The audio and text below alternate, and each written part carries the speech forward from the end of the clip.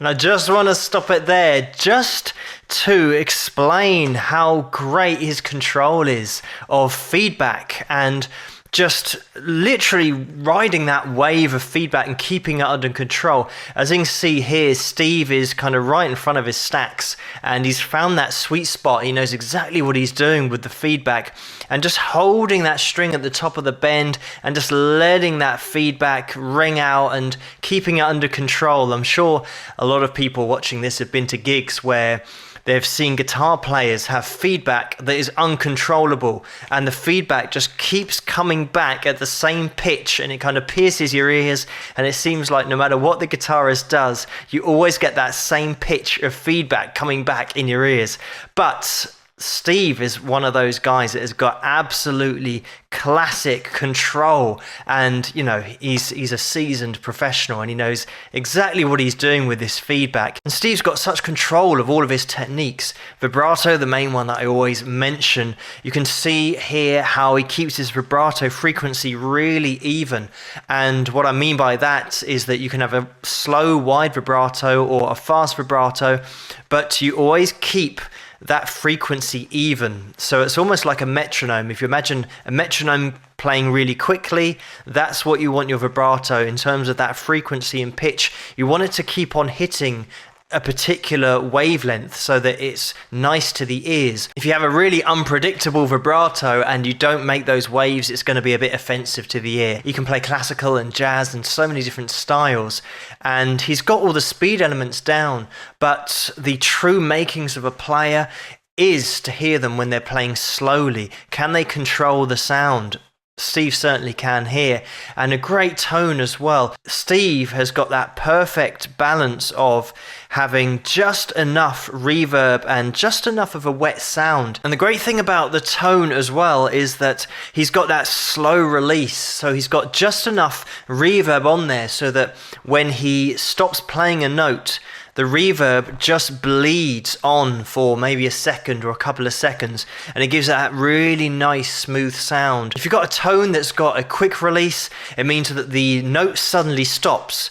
Whereas for this especially, you want a slow release, and that reverb gives it that effect of having that slow, quiet, almost like a fade out. Once you finish playing your note, the note continues on for a second or two and then gradually kind of goes off into the mist. And it's a really great balance to have that kind of tone, especially when you're playing slowly like this.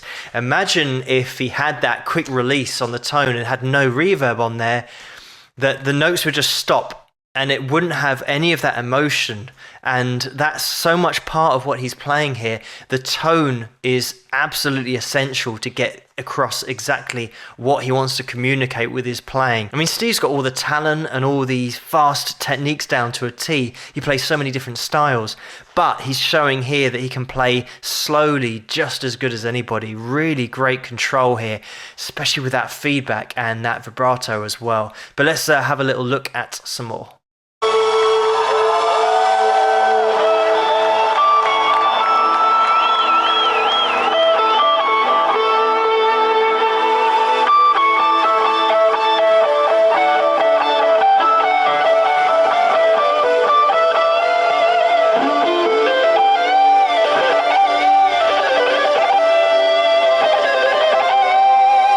And I don't want that harmonic section to get lost with people watching. They might not know what actually happened there. And very similar to Sean Lane, who I did a video on a few nights ago, where Sean was tapping in the harmonics, and Steve's doing exactly the same thing here. You can see that Steve, he's holding the pick between his thumb and his second finger, and using his first finger to touch the string in exactly the right place after picking it, in order to get the harmonic. So he's striking the string, touching it instantly with that first finger, exactly where he needs to in order to get the harmonic for the particular note that he's playing with his left hand. So really cool technique there, and something that I don't want to fly under the radar because it's so cool and just gives his playing that extra dynamic. And interestingly, Steve went straight into alternate picking, so giving you that light and shade instantly, that black and white, you know, it's a total contrast to those two styles of the really soft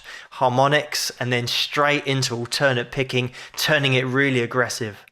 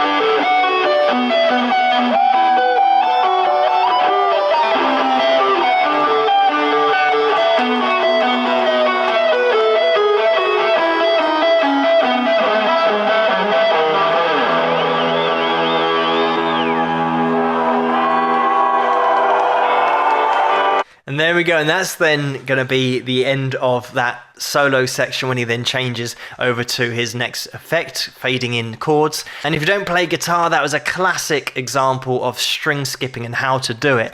Playing that root note on either your low E string or A string and then skipping over strings to the B string or the high E string. So you get that really cool contrast of sounds between the low root note and then an octave that's going to be even 2 octaves higher up to give you a really classical sound with that playing and that call and response. You have to be so accurate with that right hand in order to skip over those strings and then catch that top string with an upstroke, come back down to your root with a downstroke, back up to the top with an upstroke, and Steve just throws those together so seamlessly, and a really great example of how to do it then. It takes a lot of practice because you can imagine that if you get the distance slightly wrong, you're going to be hitting all sorts of bum notes in between. So really great stuff there from Steve. And it's so well put together that he's throwing together those lines where you're not sure where they're going to end up, and you've got some chromatic runs in there, some aggressive alternate picking, but then he resolves it back into that major key, and it just sounds like such a great end to the journey. And that's the emotion, and that's the way that you feel after you've been led somewhere and you're not sure where you're going musically.